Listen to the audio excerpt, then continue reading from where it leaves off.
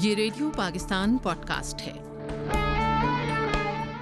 अस्सलाम वालेकुम, मैं हूँ Zubaida Abbasi. Radio Pakistan world services से येट अनदर पॉडकास्ट के साथ आपके लिए हम लेकर आए हैं बहुत अच्छे से एक मेहमान एसएम हाली साहब, जो कि वाकई किसी तारुफ़ के मोहताज नहीं हैं और मार्का हक़ और बुनियान मरसूस के तनाज़ुर में अगर देखा जाए तो इनकी खिदमात बड़ी काबिल रश्क हैं। सर की जो एयर फोर्स के साथ सर्विसेज रही हैं, they are more than of 30 years, alhamdulillah, and then he is a writer of more than 16 books. He is a director, producer, a writer and actor of a very famous Pakistani drama Shehpur, which was based on Air Force sacrifice and struggle and contribution to the nation. Sir, it is very much overwhelming for me as well to introduce him because ये दरिया को कूज़े में बंद करने वाली बात है जो शायद मैं ना कर सकूं। मार्का हक़ को लेके हम सभी बहुत ज़्यादा पुरजोश भी हैं और हम बहुत फ़ख्र भी करते हैं कि हमारी जो अफ़वाज हैं उन्होंने हमारे लिए बहुत कुछ अपना दाव पे लगाया, हमारी सोवरेनिटी को फोर्टिफाई किया, बहुत अच्छे तरीक़े से जो है वो हमें ना सिर्फ हमारे दिफ़ा को मज़बूत बनाया बल्कि हमें एक बार एहसास दिलाया फिर से कि हम सब एक हैं। हम में से कोई भी तक़सीम हुआ हुआ नहीं है, हम सब एक हैं और हम सब बग़ैर किसी तफरीक के एक ही रहेंगे, पाकिस्तानी रहेंगे। Sir, over to you. Thank you so very much for considering. Thank you so very much for giving us your time. Air Force, of course, हमारा ताज, हमारा सब कुछ, और आपका आना हमारे लिए बाइसे इज़्ज़त है सर, रेडियो पाकिस्तान के लिए बाइसे इज़्ज़त है। Thank you so very much sir. Please start कीजिए, आप से सुनना चाहूँगी मैं जिस तरह से आपने अपनी जर्नी का आगाज़ किया एयर फोर्स के अंदर, and then will carry forward towards operation Bunyan Marsoos, और आपने किस तरह कितना करीबी देखा मार्का हक़ को होते हुए, क्या स्ट्रैटेजी थी हमारी पाकिस्तान की, पाकिस्तानी फ़ोर्सेस की, ट्राई फोर्सेस ने कितना सिनर्जी के साथ काम किया, और स्पेसिफ़िकली एयर फोर्स ने किस तरह किया, और इस सब का मंबा अगर हम पीछे जाएं, हमारे बानी पाकिस्तान कायद आज़म मोहम्मद अली जिन्ना, उन्होंने जितना प्राउड किया है एयर फोर्स के ऊपर, सेकंड टू नन, उन्होंने जितना उस चीज़ की फाउंडेशन रखी है, मैं आपसे सुनना चाहती हूँ वो हिस्टोरिकल बैकग्राउंड, थोड़ा सा अकाउंट्स, और उसके बाद फिर will jump to the future. देखिए, हम अपने दो बानियों को अगर याद रखें सर, तो बहुत ज़रूरी है, क्योंकि ना इदारे ना कौमें बनती हैं जब तक कि उनके पीछे एक मज़बूत लीडर ना हो। बेशक सर। और कायद आज़म मोहम्मद अली जिन्ना, जिनके बारे में स्टैनली वॉलपर्ट बहुत कुछ कह चुके हैं जो मैं अभी दोहराना नहीं चाहूँगा, लेकिन मैं पाकिस्तान एयर फोर्स के तनाजुर में बात करना चाहता हूँ कि कायद आज़म मोहम्मद अली जिन्ना यूके में थे और उन्होंने फ़र्स्ट वर्ल्ड वॉर देखी और उसमें एयर पावर को उभरते हुए देखा। उन्होंने सेकेंड वर्ल्ड वॉर भी वहीं से देखी जिसमें उन्होंने एयर पावर का बहुत अहम रोल देखा सर। और जब वो पाकिस्तान बना तो 13 अप्रैल 1948 बहुत अहम दिन है, इसलिए कि एक नहीफ और नज़ार, क्योंकि कायद आज़म की सेहत के बारे में सबको पता है, लेकिन royal Pakistan air force training school Risalpur में कायम था सर। और उसके ऑफिसर कमांडिंग थे उस वक्त के wing commander Asghar Khan sir. उन्होंने कायद आज़म मोहम्मद अली जिन्ना को और उनकी हमशीरा को दावत दी कि आप तशरीफ़ लाएं और उसको अपग्रेड करके कॉलेज का दर्जा दें। और वो आए, दोनों बहन भाई, हालांकि उनकी सेहत इजाज़त नहीं देती थी, और जो उन्होंने वहाँ पे तकरीर की, मार्कतुल आरा तकरीर थी, लेकिन उसके जो अहम अल्फाज हैं जो कि पाकिस्तान एयर फोर्स ने और विंग कमांडर असगर ने अपने दिल में नस्ब कर ली, वो थी कि पाकिस्तान एयर फोर्स को ऐसी मजबूत क़ुव्वत बनानी चाहिए जो पाकिस्तान आर्मी और नेवी के साथ मिलकर के आगे बढ़े, अपना मुकाम हासिल करे, and it should be an air force second to none, इसका कोई सानी ना हो। और उस वक्त के विंग कमांडर असगर खान ने ये बात लिख ली पत्थर की लकीर की तरह। कायद आज़म अपने खालिक हकीकी से जा मिले। असगर खान जब चीफ बने, पाकिस्तान के पहले चीफ, उन्होंने पूरी मेहनत की, जद्दोजहद की, क्योंकि उनको पता था कि हमारा मुकाबला एक ऐसे दुश्मन से है जो ना सिर्फ मक्कार है, जो ना सिर्फ चालाक है, जिसको पाकिस्तान का वजूद कबूल नहीं है, और पाकिस्तान जिसके मुकाबले में अददी शुमार में और तकनीकी एतबार से भी कमज़ोर है। लेकिन उन्होंने कहा कि नहीं, कायदे आज़म के ये अल्फाज थे कि पाकिस्तान एयरफोर्स को बनाना है और यही एयरफोर्स है जो कि मुकाबला करेगी।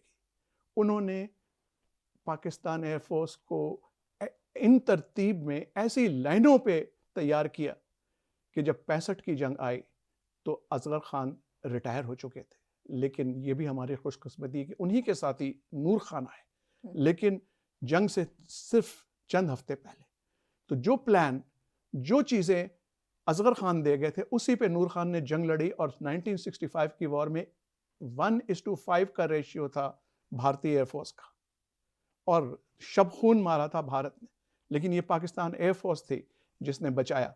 लाहौर के ऊपर जब वो बढ़े तो हमारे जांबाजों ने उनको रास्ते में रोक दिया, और जो जनरल चौधरी साहब बड़ा पेग पीने वाले थे लाहौर जिम खाना में, उनका ख्वाब चिकनाचूर हो गया। शाम को पठानकोट के ऊपर स्ट्राइक हुई जिसमें नोजी हैदर गए, और इन सब की ट्रेनिंग असगर खान कर गए थे, पूरे पूरे मॉडल बना के गए थे कि किस हवाई अड्डे पे कितने बजे कितने जहाज़ों ने हमला करना है।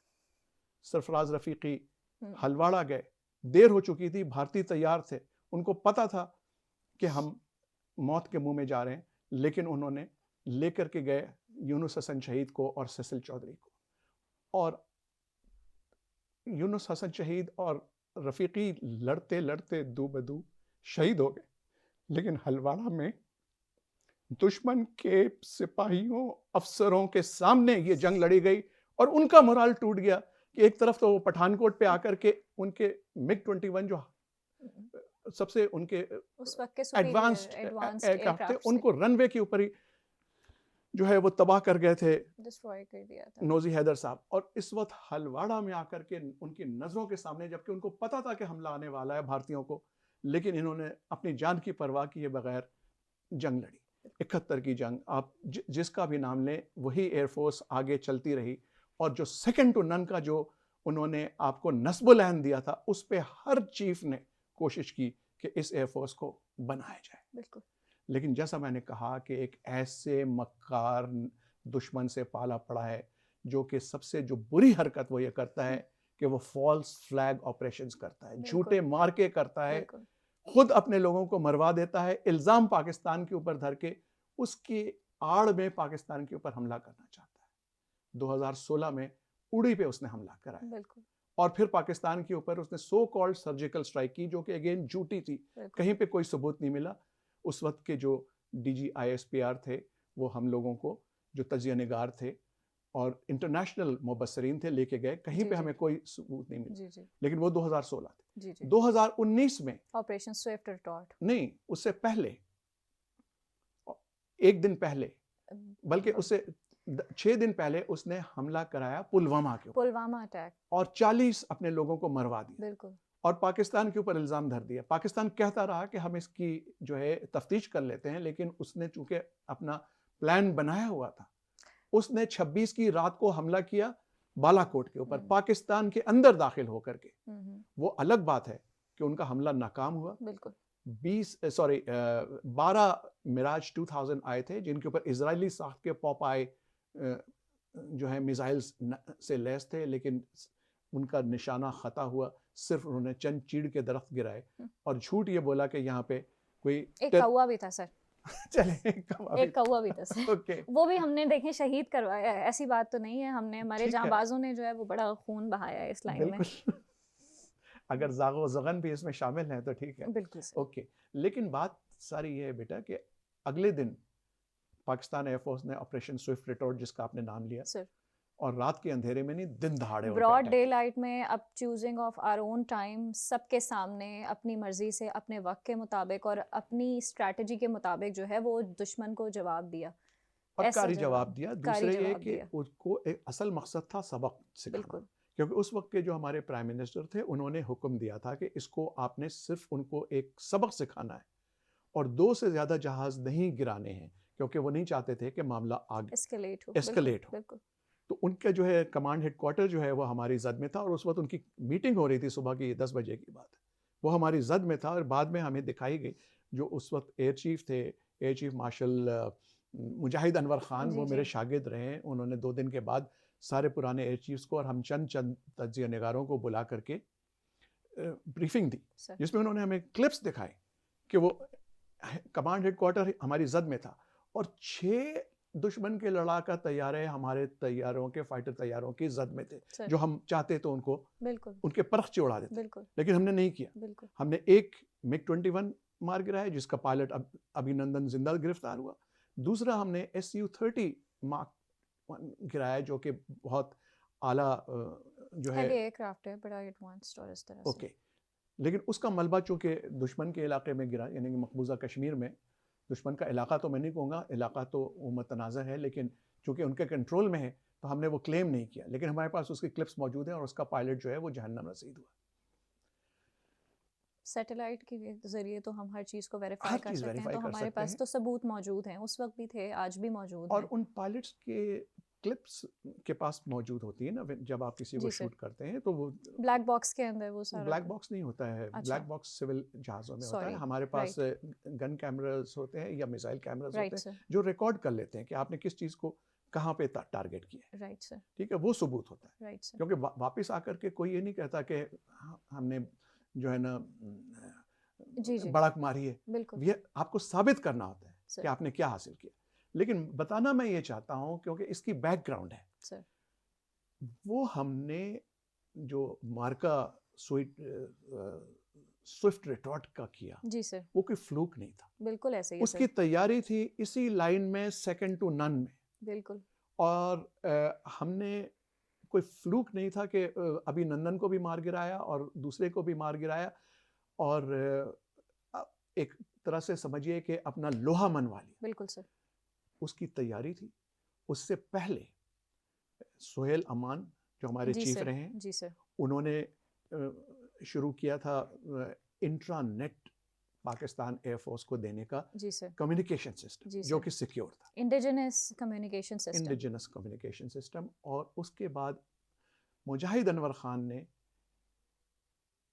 आर्टिफिशियल इंटेलिजेंस स्कूल कायम किया, ताकि Right. आर्टिफिशियल इंटेलिजेंस को हम मजीद इंटीग्रेट कर सकते हैं, अडॉप्ट कर सकें और उसके Absolutely. बाद फिर जो एम्प्लॉय भी Absolutely. कर सकें।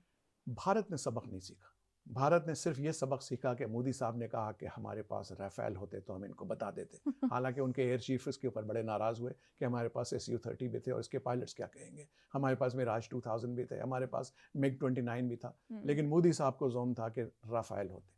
और 5 साल फास्ट फॉरवर्ड करते हैं, 2025, बल्कि 6 साल, down the lane of course Rafale भी आ गए उनके पास, सर और उन्होंने रशिया से S-400 जी जी एयर डिफेंस सिस्टम defense लिया, system जिसको लिया। ट्रैम्फ के नाम से कहा जाता है, जिसके बारे में मशहूर है कि इसके आगे चिड़िया भी पर नहीं मार सकती है। बिल्कुल और अब इस जोन में उन्होंने पहलगाम में फॉल्स फ्लैग ऑपरेशन किया 22 अप्रैल को बिल्कुल 2025, और फिर उसका उज़र बना करके पाकिस्तान कहता रहा कि हम इसके ऊपर इंक्वायरी कर लेते हैं, हमारा इससे कोई ताल्लुक नहीं है।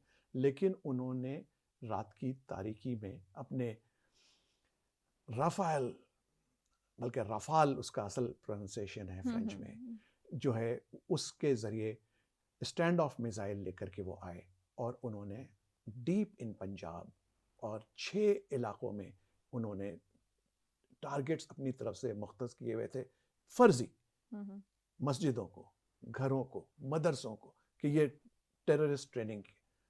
लेकिन उनको बहुत बड़ा सरप्राइज मिला, नहीं, उनको बहुत बड़ा सरप्राइज मिला, वो इसके लिए तैयार नहीं थे। उन्होंने तो इस दफ़ा बॉर्डर भी नहीं क्रॉस किया, स्टैंड ऑफ मिसाइल से ही उन्होंने ये मार गया। लेकिन 70 प्लस थे वो, हम 27 थे, और ये मार्के बदर की याद दिलाता है। 1313 ये 27 थे, वो 70 थे। उसके अलावा उनके पास एवैक्स थे, एयर टू एयर रिफ्यूलर्स थे। निक रॉबर्टसन जो CNN का है, वो गिन करके बताता है कि 100 से ऊपर जहाज थे उस वक्त फिजा में। और अब के दू बदू जंग नहीं हुई। इस दफ़ा हम तैयार थे, क्योंकि हमने ऐसी तैयारी की थी, जिन लोगों का मैं नाम ले रहा हूँ और उनके बाद जो चीफ आए, इन्होंने ऐसा सिस्टम, ऐसा एक निज़ाम, ऐसी किल चेन बनाई थी जिसमें ये सारी चीज़ें मरबूत थी, सर। और हमने दुश्मन को अंधा और बहरा कर दिया, उसको पता ही नहीं लगा। मैं भी एयरफोर्स का ऑफिसर हूँ और मुझे अफसोस होता है उन इंडियन पायलट्स के ऊपर, इसलिए कि वो राफाल जैसे जहाज को फ्लाई कर रहे थे जो स्टेट ऑफ द आर्ट है, लेकिन उनको पता भी नहीं लगा कि जिस तरह से हमने उनको तरने वाला बनाया और उनको भस्म कर दिया विद इन 9, सिर्फ 9 सेकंड पहले उनको पता चला, क्योंकि आमतौर पे रेडार के सर। ऊपर आ जाता है, बिल्कुल सर। आपका अपना रेडार भी बता देता है, और जहाज के अंदर भी जो है ना वार्निंग सिस्टम होता है, जी वो सर। बता देता है कि आप जद में हैं। इनकमिंग है, बिल्कुल हाँ, तो ऐसे। आप एक्शन लेते हैं, आप फ्लेयर्स जी। छोड़ते हैं, हीट सीकिंग मिसाइल्स होती हैं, वो उनके पीछे लग जाती है जी जहाज सर। को, लेकिन इनको 9 सेकंड पहले पता चला, which was no time at all, absolutely. और वो तबाह और बर्बाद हो गए। और उसके अलावा जो सिस्टम हमने बनाया था वो इतना जबरदस्त था कि हमने उनको जैम कर दिया, यस। इंडियंस को। उनको पता ही नहीं चला कि प्राइम मिनिस्टर हाउस भी और उनकी एयर बेसिस भी, और जो मई 10 को जो हमने हमला किया उस, क्योंकि वो बाज नहीं आ रहे थे, हमारा ख्याल था कि वो 7 जहाज खो करके होश ठिकाने आ जाएंगे, लेकिन उन्होंने फिर भी हम पे हमला किया। अब इस दफा मिसाइलों से किया, ब्रह्मोस और ड्रोन्स। जी सर। तो अब वक्त आ गया था कि बुनियानुन मरसूसन, सीसा पिलाई हुई दीवार की तरह उनको ऐसा सबक सिखाएं कि इसके बाद वो हिल ना सके, और वही हुआ, क्योंकि हमारे पास ये सारी चीजें मौजूद थी। और मैं यहां दाद देना चाहता हूं उन बच्चों की, इस कौम के बच्चों की, सर। जिनको हमारे एयर चीफ ने बुला करके 5 साल तक एक कमरे में बंद करके, कैद करके नहीं, बंद करके, क्योंकि सीक्रेसी की वजह से उनसे ऐसे सिस्टम्स बनवाए। सर। दुनिया हैरान है, दुनिया कहती है शायद आपने चीन से लिया, 22 साल कहां के, से 23 साल के बच्चे। ये बच्चे थे, लेकिन ये उनकी हिम्मत है, और हिम्मत उन नौजवानों की है, लड़कियों की, लड़कों की, जिन्होंने खुद साख्ता ये सॉफ्टवेयर आपको बना के दिया, जिससे कि हमने उनको टोटल जैम कर दिया। क्या उनका रेलवे सिस्टम, क्या उनका इलेक्ट्रिसिटी सिस्टम, क्या उनकी बेसिस, और उसके अलावा हमने अपने जहाज जो है JF-17 थंडर ब्लॉक 3, उससे जो S-400 जिसके सामने चिड़िया भी नहीं पर मार सकती, एक सिस्टम को तबाह बर्बाद कर दिया, एक को नाकारा कर दिया, उनके मिसाइल डिपो, सब कुछ। Prime minister secretariat, prime minister office तक जो है वो हैक हो चुका था, उनको पता ही लगा। और वो वक्त था जब वो दौड़े ट्रम्प के पास, मोदी साहब कि खुदा के वास्ते बचा लो। Yet again, just like 2019. Exactly. But this time he knew कि अगर नहीं रोका, और हमने ये सिर्फ 2 घंटे के लिए किया, बाय द वे, बिल्कुल, क्योंकि सबक सिखाना था, बिल्कुल कि ये हम आपके साथ कर सकते, बिल्कुल, और मक्कारी फिर भी नहीं गई। बिल्कुल। लोमड़ी है ना, मकर और फरेब तो उनका खासा है ना। चाणक्य की चाल है ये। बिल्कुल। मेरी किताब है राइजिंग हिंदुत्व, जिसमें मैंने बेनकाब किया उनकी सारी चालों को। सर। तो उन्होंने कोशिश की, उन्होंने कहा अच्छा इन्होंने जैम किया, हम भी जैम करते। उन बेवकूफ़ों को ये नहीं पता था कि जो सिस्टम बना सकता है वो उसका तोड़ भी रखता है, और हमने ऐसे सिस्टम बनाए थे जो कि दुश्मन की जद में नहीं आ सकते थे। उन्होंने कोशिश अपनी पूरी कर ली, और फिर वो रोए गिड़गिड़ा करके, जिस तरह शास्त्री रोया था 65 में कि बचा लो। और अगर ट्रम्प साहब उनको ना रोकते तो हम इसके आगे भी जा सकते थे, लेकिन हमारा मकसद ना भारतीय अवाम को मारना था, ना भारतीय कौम को मारना था। हमें उनको, एक जालिम को, एक जारे को ये सबक सिखाना था कि we are the products of the training of Quaid Azam Mohammad Ali Jinnah and Asghar Khan, and we are second to none. लेकिन हम उन हाथों को तोड़ देंगे, उन आंखों को फोड़ देंगे जो हमारे मुल्क की तरफ गलत निगाह से देखती हैं, जिन्होंने हमारे फूल जैसे बच्चों को उन्होंने नहीं सोचा, उनको मारते हुए, उनको शहीद करते हुए उन्होंने नहीं सोचा। हमने उनकी पूरी कौम के बारे में सोचा। 2019 में भी मुझे याद है कि हमने सिर्फ 10 मीटर का फासला था कि जहाँ पे वो उस खैमे में मौजूद थे, उनके चीफ जो थे, और हमने 10 मीटर के फासले पे अटैक करके उनको ये बताया था कि ये 10 मीटर आप तक आ सकता था और वहीं पे हमने उस वक्त भी हमने उनके कॉम्स जैम किए थे कि जब उनका अपना ही चॉपर जो है वो उन्होंने अपने ही हाथों मार दिया था और वो उस तरह से और जिसमें पूरी 6 उनके सीनियर जी अफसर जी सवार थे। बिल्कुल बिल्कुल ऐसा ही है। तो मतलब वो तो सिर्फ एक आपको समझ लीजिए कि ट्रेलर था।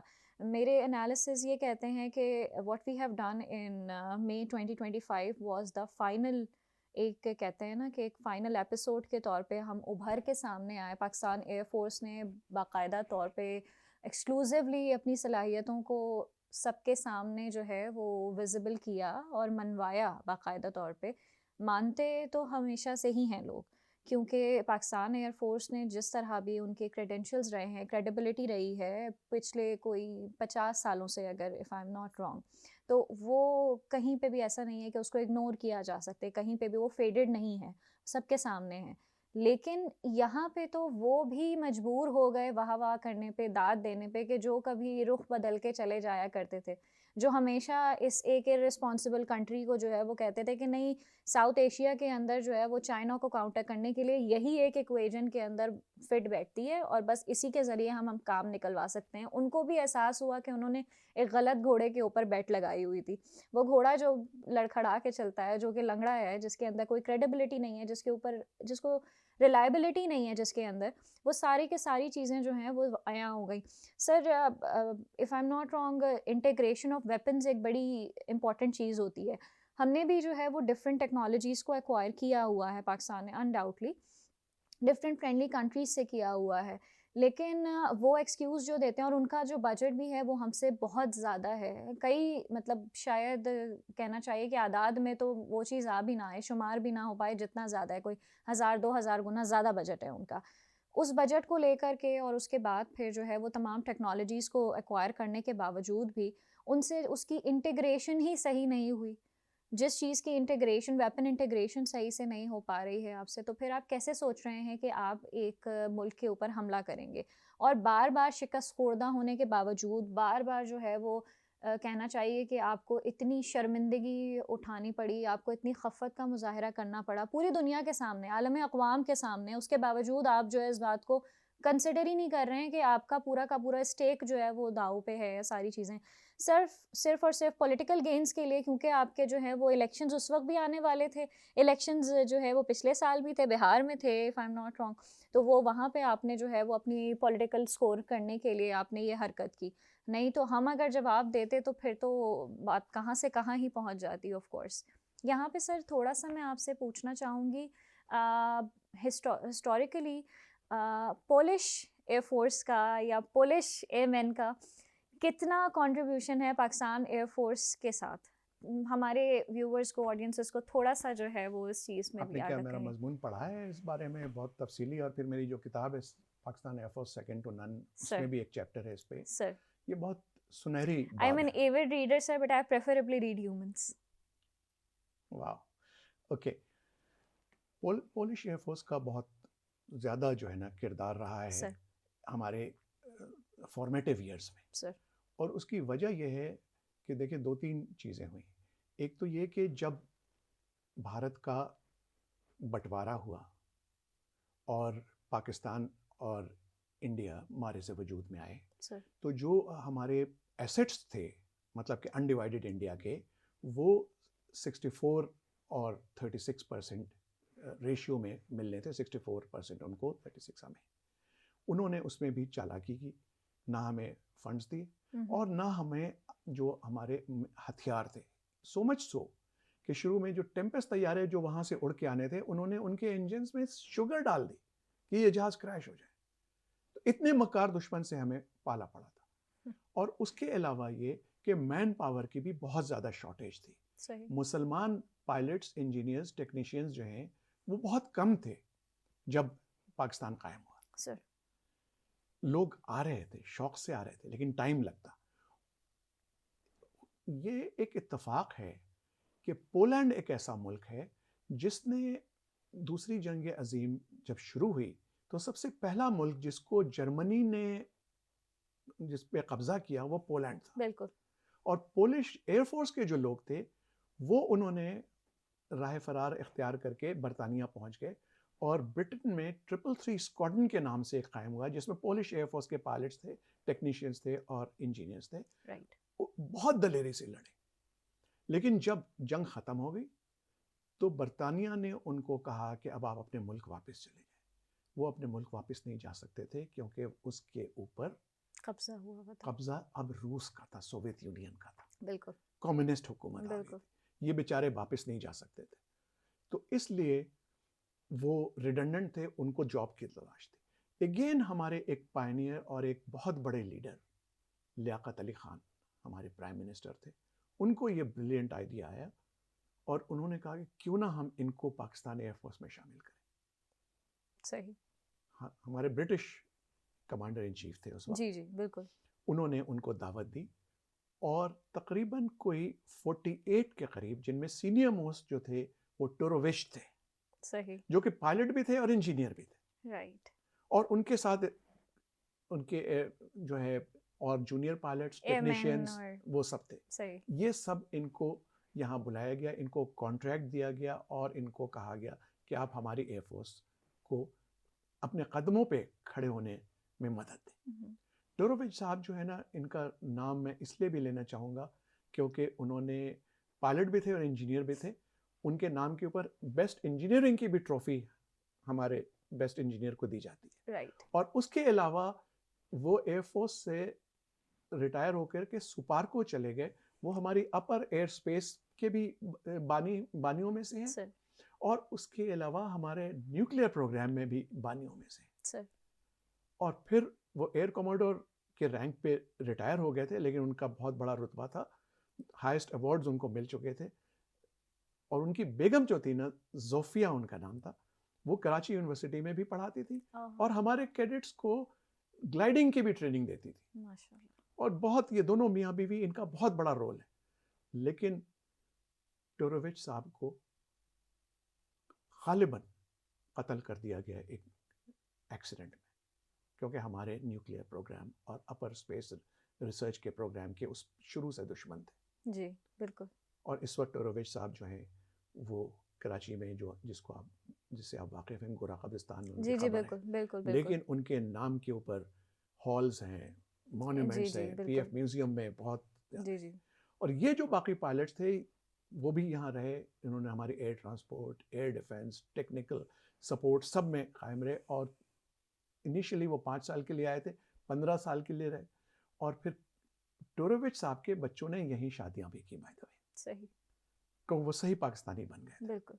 और उनको बाद में पोलिश एयरफोर्स बुलाती भी रही, लेकिन उन्होंने इनकार कर दिया। राइट। उनकी मिट्टी, उनका खमीर यहाँ था। बिल्कुल। तो ये पोलिश, और मैं खुद एयर ट्रांसपोर्ट का हूँ, हमारे उस वक्त के जो ऑफिसर कमांडिंग थे शुरू में, वो भी पोलिश थे। हमारे रिसालपुर में भी कुछ इंस्ट्रक्टर्स पोलिश थे। क्या उनकी शख्सियत थी, कितनी मोहब्बत से उन्होंने इसको अपना वतन समझ के हमें सिखाया, पढ़ाया, और उनका बहुत बड़ा रोल है और उनकी बहुत बड़ी कंट्रीब्यूशन है जिसे हमें याद रखना चाहिए। बिल्कुल सर, बिल्कुल। ये आपने बड़ा अच्छा एडिशन किया है और हम भी बहुत मोहब्बत से जो है वो अपनाते हैं।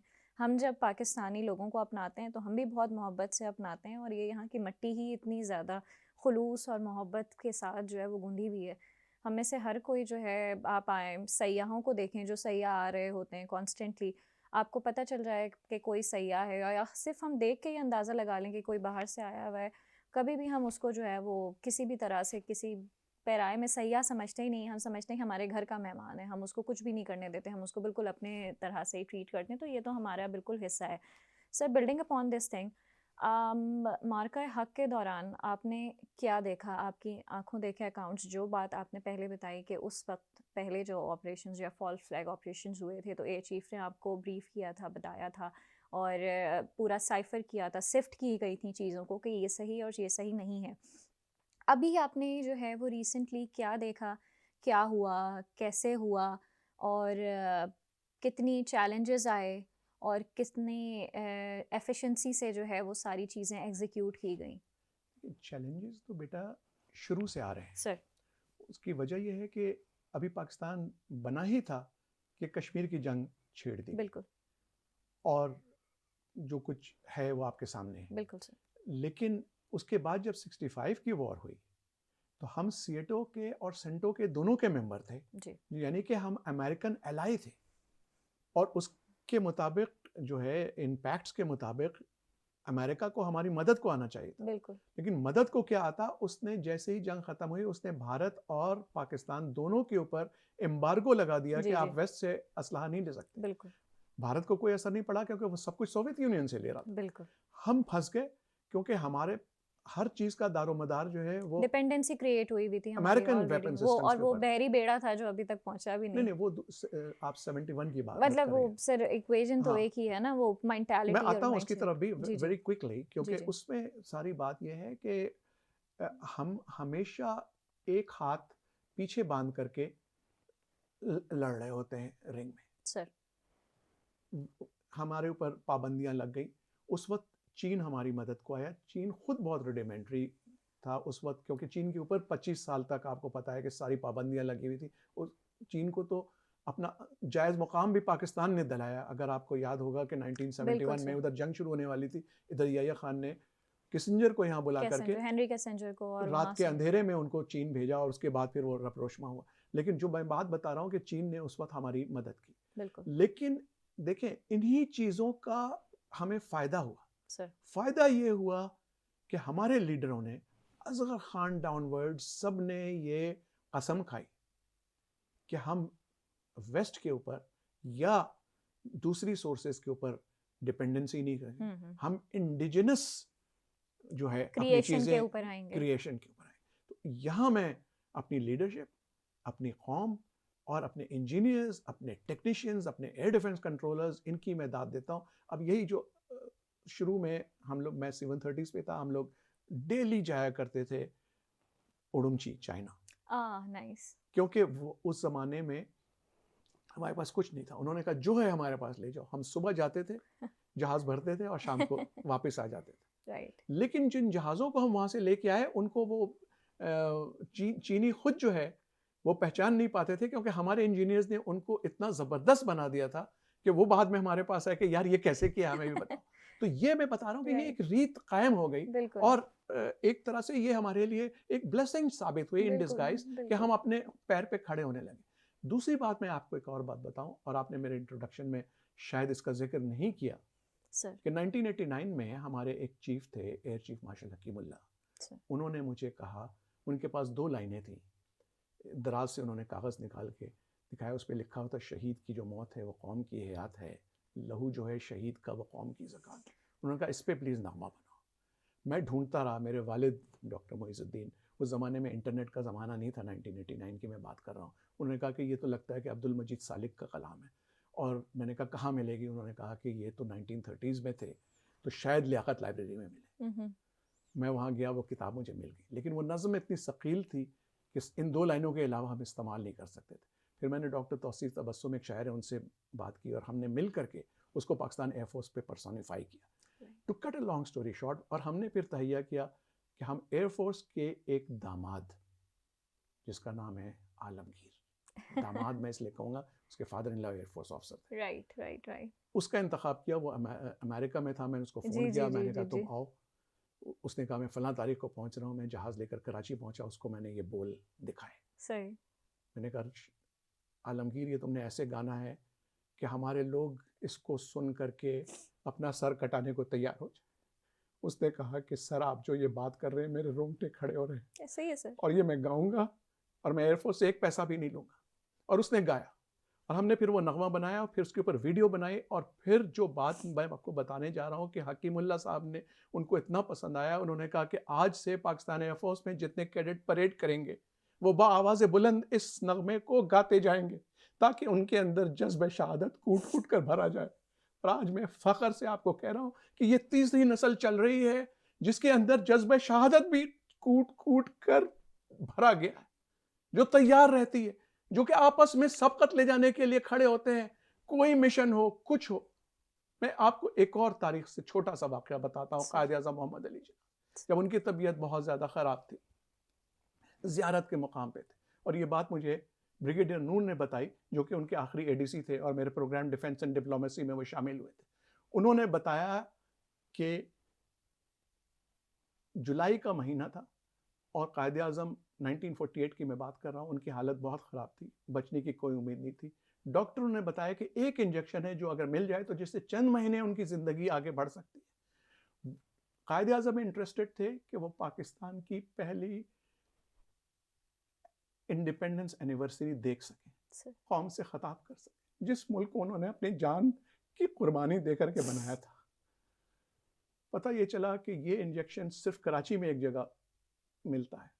उन्होंने फ़ोन किया, उस वक्त एयर हेडक्वार्टर्स भी और कैपिटल भी कराची में था, मारीपुर में। जी सर। हमारे चीफ को उन्होंने जाके एयर ट्रांसपोर्ट कमांड, जहाँ जिसका मैं रुकन रहा हूँ, उसके स्क्वाड्रन कमांडर थे squadron leader Abdullah Baig sir, उनको ला करके वो इंजेक्शन दिया और कहा कि ये क्वेटा पहुंचाना है ताकि ये कायदे आज़म तक पहुंच जाए। इन्होंने खबर ली कि क्वेटा का जो एयरफील्ड है वो रेड है। रेड का मतलब ये है कि मौसम इतना ख़राब है कि कोई जहाज़ ना लैंड कर सकता है ना टेक ऑफ कर सकता है। तो उन्होंने कहा कि ये इतना डेंजरस मिशन है। उस वक्त हमारे पास डकोटा तैयार थे। उन्होंने कहा कि इसके ऊपर जाना है, कौन जाएगा? पूरा स्क्वाड्रन खड़ा हो गया कि कायदे आज़म के लिए हम सब हाजिर हैं। जज्बा। लेकिन उन्होंने कहा कि नहीं, मैं किसी और की जान को ख़तरे में नहीं डालूंगा, मैं अकेले जाऊंगा। और उन्होंने फ़ोन किया ब्रिगेडियर नूर को, जो उस वक्त कैप्टन थे। वो रनवे पे आके खड़े हो गए, लेकिन उन्होंने देखा कि हर तरफ तो अंधेरा छाया हुआ है, जहाज़ कोई कैसे लैंड करेगा।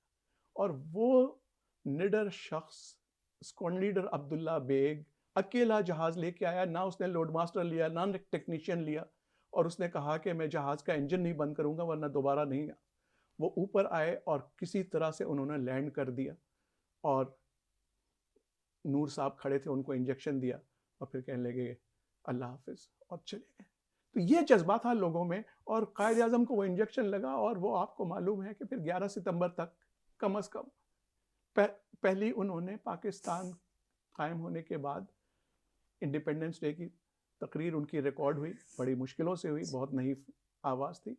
और फिर उसके बाद उन्होंने ईद मुबारक भी देखी और उसके बाद अपने खालिक के। तो ये जज्बा लेकर के जो कौम इस तरह से हो, तो आप कौन दुश्मन है, कौन बेवकूफ दुश्मन है जो हमें चैलेंज करेगा, जिसमें ऐसे सपूत हों जो हर एक अपनी जान जो है वो अल्लाह की राह में कुर्बान करने के लिए तैयार हो, चाहे वो इंजीनियर हो, चाहे वो पायलट हो, चाहे वो आर्मी अफसर हो, नेवल अफसर हो, या कौम का एक फर्द हो। मैं आपको बता रहा हूँ, ये जरा नम हो तो ये मिट्टी बहुत ज़रख़ेज़ है।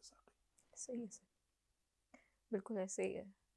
मेरे पास अल्फाज नहीं है कि मैं आपसे कोई सवाल करूं या मैं मज़ीद किसी बारे में पूछूं।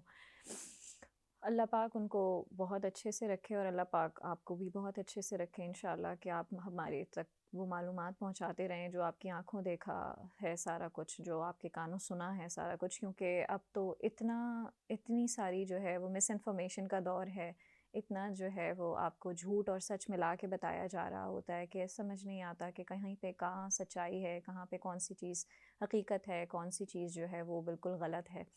इस पैराए में सर आपने एयरफोर्स का जो है वो पीआर डिपार्टमेंट भी देखा है, आपने पब्लिक रिलेशंस उनको काफ़ी देखा भी, आगे आपने बताया भी कौम को कि किस तरह से काम करते हैं। आपका कैसा एक्सपीरियंस रहा, मुझे वो भी बताइएगा। और उसके बाद फिर उसी से कनेक्ट करते हुए जो है ये बताइएगा कि लास्ट ईयर वही मेरा सवाल कि जो है मौक़ा हक़ में आपकी अपना आँखों देखा हाल किस तरह से रहा, हमारी अफवाज को आपने कैसे देखा, जितना एक जो डिसीजन मेकिंग की पावर थी वो कितनी एक्यूरेट, और माशाल्लाह से बाकी सारी चीज़ें कहाँ कहाँ पे कौन कौन सी ऐसी चीज़ें जो हम मज़ीद इम्प्रूव कर सकते हैं या जहाँ पे मज़ीद गुंजाइश है। देखिए, पहली बात तो ये है ना कि दुश्मन जो है, सर मैं भारत की बात कर रहा हूँ, बिल्कुल सबसे बड़ा दुश्मन हमारा वही है। बहुत मक्कार है सर। उसने चाणक्याई चालों को अपनाया हुआ है। बल्कि चाणक्य की जो किताब है अर्थशास्त्र, वो उनके कैडेट्स को भी पढ़ाई जाती है, उनके अफसरों को भी पढ़ाई जाती है, जी सर। और उनके जो फॉरेन सर्विसेज एकेडमी है वहाँ भी पढ़ाई जाती है, और जो डिप्लोमेटिक एनक्लेव है न्यू दिल्ली का, उसका भी नाम चाणक्यापुरी है।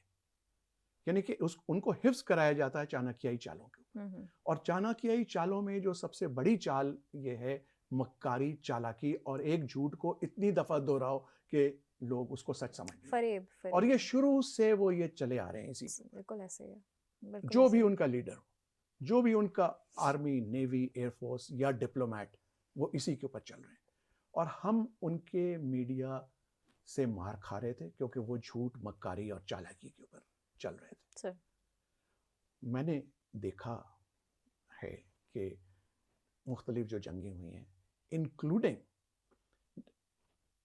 2001 में, जब हम बड़े करीब आ गए अमेरिका के, क्योंकि वो वॉर अगेंस्ट टेरर में हम उनके हलीफ बन गए। सर भारत चाहता था कि वो रोल वो इख्तियार करे जो हमने अपनाया, लेकिन हमें तोड़ने के लिए उन्होंने अपनी पार्लियामेंट के ऊपर 21 दिसंबर 2001 को हमला कराया और उधर ये पेश किया कि ये पाकिस्तानी थे। बिल्कुल झूठे उनके शनाख्ती कार्ड भी दिखा दिए, सब कुछ किए, और उसका नाम लेकर के उन्होंने अपनी फौज सफारा कर दी हमारी जो है सरहदों के बॉर्डर्स पे। यस 10 महीने वो फौज वहाँ खड़ी रही। बिल्कुल। लेकिन इतना उन्होंने झूठ बोला, उस वक्त अमेरिका को हमारी ज़रूरत थी, इसलिए उनके झूठ में फरेब में नहीं आया।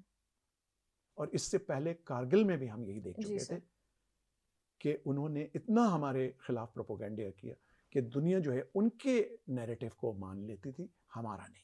बिल्कुल। तो कहने का मकसद ये है कि 2019 तक वो इसी चालाकी में रहे, और 2019 में भी जहाँ तक भारत का अपना ताल्लुक है, उन्होंने इतना झूठ बोला। उन्होंने तो ये भी क्लेम कर दिया कि अभिनंदन साहब ने गिरते गिरते एक F-16 मार दिया,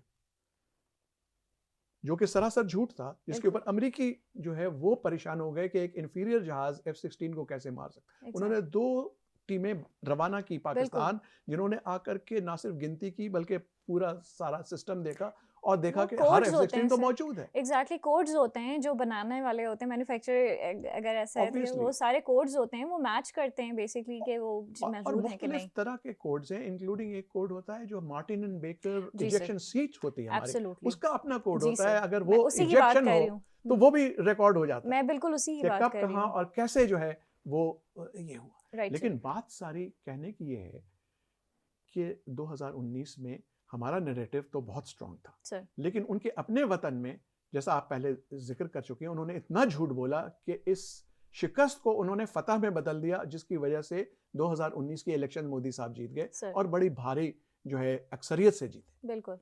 लेकिन अल्हम्दुलिल्लाह पॉपुलिस्ट ना रहा ना सर।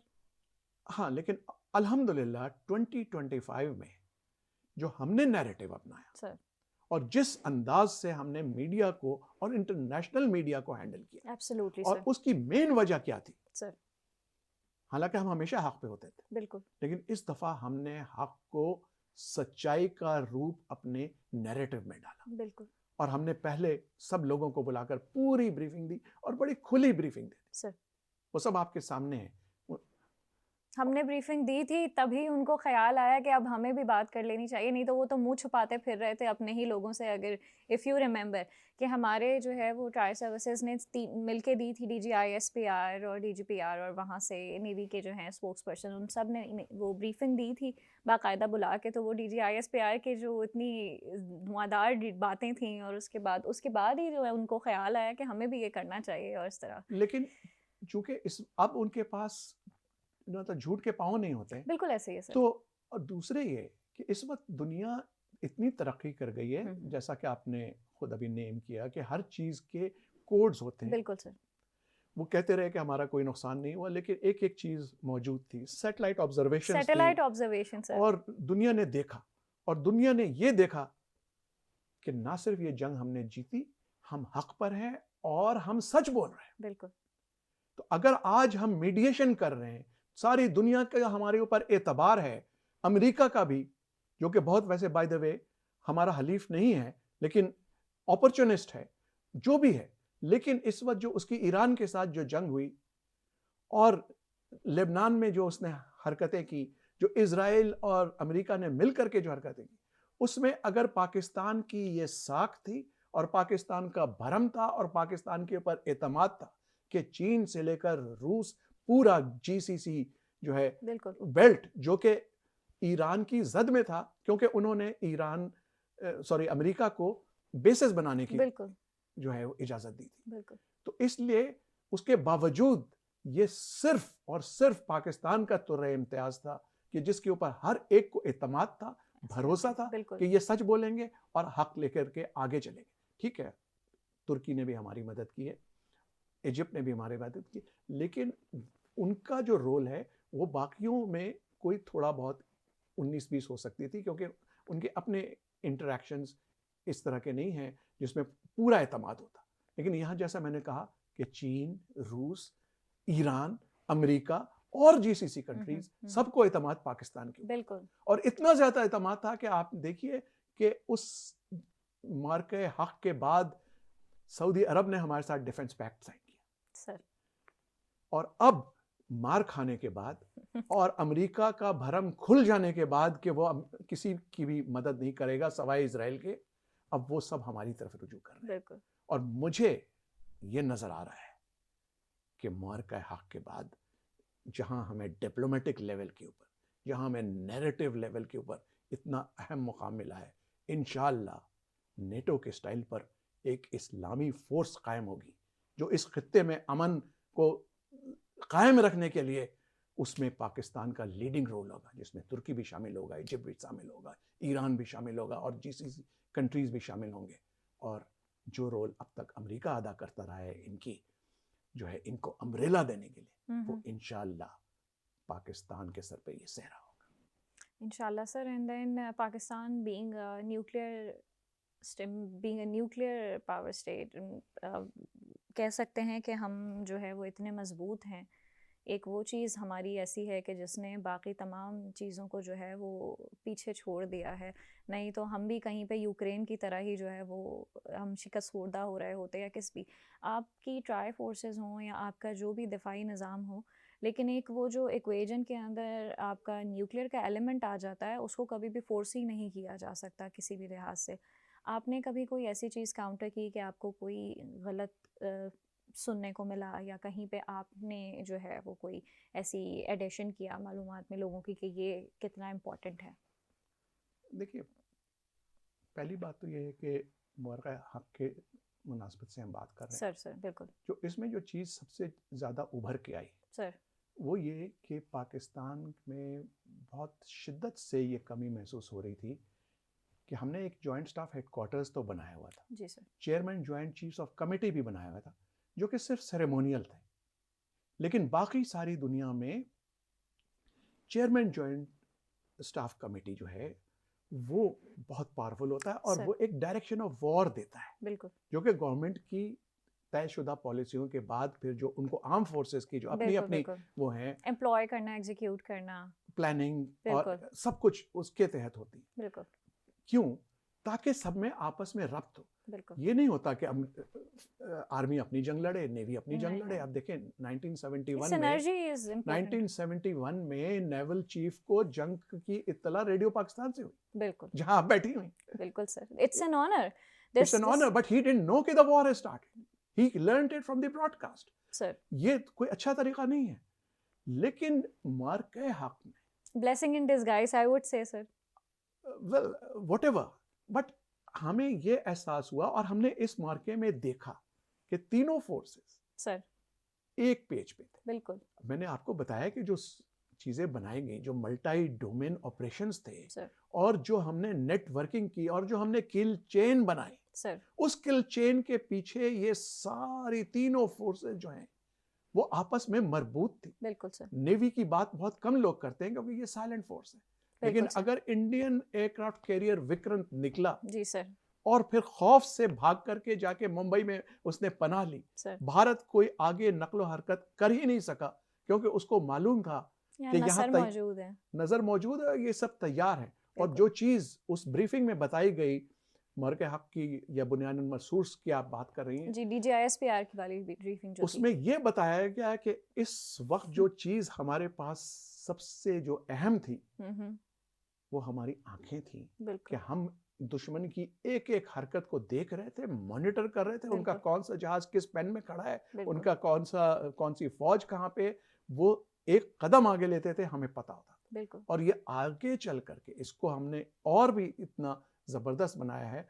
और उसी के तहत अगर आपने डिफेंस फोर्सेस को यकजा कर दिया है बिल्कुल एक पेज पे ले आए हैं और यकजान दो कालिब होकर के आप आगे बढ़ रहे हैं, तो मैं समझता हूं कि ये सबसे अहम बात है। सबसे जो इम्पोर्टेंट लेसन इसमें से निकला है वो यही है कि हम सब साथ हैं, हम बंद मुट्ठी की तरह। अल्हम्दुलिल्लाह सर, तारीख़ का सुनहरी बाब है सर मौरका हक़, और अल्लाह पाक पाकिस्तान को मज़ीद भी ऐसी फतूहात से जो है वो नवाज़े इंशाअल्लाह, आमीन सुम्मा आमीन। अल्लाह पाक आप जैसे लोगों का, लेजेंड्स का साया हमारे सर पे सलामत रखे कि आप वो मालूमात हम तक पहुंचाते रहें, आप कौम को बताते रहें क्या हक़ है, क्या सच है। और अल्लाह हमारी कौम को जो है वो बिल्कुल आप लोगों के जो हमारी ट्राई फोर्स सर्विसेज का एक मज़बूत हिसार है, दिफा का हिसार है, उसके अंदर रखे। अल्लाह पाक सारी चीज़ों को अच्छे से रखे। रेडियो पाकिस्तान सर हमेशा से जब से भुट्टो साहब ने बनाया और फाउंडेशन रखा, रेडियो पाकिस्तान का बहुत इंस्ट्रूमेंटल रोल रहा है इस इंफॉर्मेशन को ब्रॉडकास्ट करने में। किसी भी, चाहे वो जंग हो, अगर आपको याद हो तो वो 1965 वाली वो अनाउंसमेंट, और उसके बाद फिर लोग कैसे दीवानावार घर से बाहर निकले थे अपनी जानें जो है वो बिल्कुल नजराने देने के लिए, एक सिपाही की तरह, एक सोल्जर की तरह। हालांकि उनको पढ़ाया भी नहीं गया था, एक सिर्फ़ और सिर्फ आउट ऑफ विल निकले थे। मैं देखती हूँ कि इन तमाम चीज़ों में जहाँ तक हम अपनी एक प्रोफेशनल कैपेबिलिटीज़ की बात करते हैं, वहाँ पे विल की बात भी होनी चाहिए कि हम सब की इंटेंशंस और विल कितनी ज़्यादा है इस मुल्क को बचाने के लिए, अपनी कौम को यकजा रखने के लिए, इस पाकिस्तान के दिफा को मजबूत बनाने के लिए हमेशा। एक बात मैं आपकी वसातत से आपके सुनने वालों को और अपनी कौम को बताना चाहूँगा कि ये जो दौर है ये हाइब्रिड वॉर का है सर, और इसमें इंफॉर्मेशन जो है वो एक वेपन के तौर पे इस्तेमाल होती है। बिल्कुल सर। और उसको तोड़ जो है वो हमारी कौम के पास है, हमारे नौजवानों के पास है, हमारी नौजवान नस्ल के पास है सर। कि दुश्मन का जो नैरेटिव है, सबसे पहले हमें स्टाफ कॉलेज में सिखाया गया था कि दुश्मन अगर आपको कमज़ोर करना चाहे तो सबसे पहले वो आपको डिसइंफॉर्मेशन फैलाती है ताकि आपका अपने वतन, अपनी हुकूमत और अपनी फ़ौज के ऊपर से एतमाद जो है वो कम हो जाए, ख़त्म हो जाए। ये बहुत बड़ी चाल है बिल्कुल। और ये चाणक्यी चालों में से। लेकिन चूंकि ये इंफॉर्मेशन का दौर है तो सबसे पहले हमें दुश्मन की झूठी खबरों को बगैर तहकीक आगे नहीं पहुंचाना चाहिए। बिल्कुल। दूसरे ये कि उसका काउंटर नैरेटिव हमें बनाना चाहिए। हुकूमत का नहीं इंतजार करना चाहिए, रेडियो पाकिस्तान का, पाकिस्तान टेलीविजन का इंतजार नहीं करना चाहिए, DGISPR का नहीं इंतजार करना चाहिए। हम सब, हमारी कौम, हमारे नौजवान लड़के लड़कियां इतने बाशऊर हैं कि वो ना सिर्फ ये कि सच को पहचानने में जो है पहल करें और उस झूठ को बेनकाब करने के लिए सच्चाई को आगे बढ़ाएं। अगर हम ऐसा करते रहे तो दुश्मन की कोई चाल कामयाब नहीं होगी। सर, मेरे अंदाजे के मुताबिक हमने मीम्स वॉर के थ्रू ये काम बड़े अच्छे तरीके से और बड़े अहसन तरीके से कॉस्ट इफ़ेक्टिव मैनर के अंदर किया है। परसों ट्रम्प साहब की जो ट्वीट हुई है on the request of Pakistan, वो उसके अगर आप मज़ीद एक्सपेंशंस देखें तो यू विल रियलाइज़ कि हम ये काम कर रहे हैं। Sir, thank you so very much. मैं I am humbled and I am honoured and I am really much grateful to my senior boss as well कि जिन्होंने मतलब आज जिनके कहने पे आप यहाँ पे आए, जिनकी रिक्वेस्ट आपने जो है कबूल की, रेडियो पाकिस्तान को आपने इज़्ज़त बख्शी। Thank you so very much. मेरे पास शायद अल्फाज उस तरह से नहीं है कि मैं आपको जो है आपकी इस कोशिश का, आपके इस आने का, आपके वक्त का, आपकी एफ़र्ट का जो है वो खैर मकदम कर सकूं। लेकिन सर, मैं सिर्फ आपसे इतनी गुजारिश करूंगी कि आप रेडियो पाकिस्तान का हिस्सा हैं, आप रेडियो पाकिस्तान पे यकीनन आते रहिएगा। हमारे सामीन को जो है वो आपकी बहुत ज़्यादा ज़रूरत है, हमारे बच्चों को ज़रूरत है, आपकी मोटिवेशन की बहुत ज़रूरत है, आपकी मालूमात की बहुत ज़रूरत है। Sir, thank you so very much.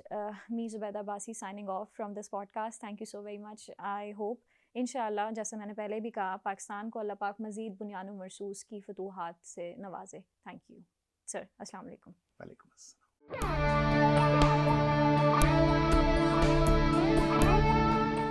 ये रेडियो पाकिस्तान पॉडकास्ट है।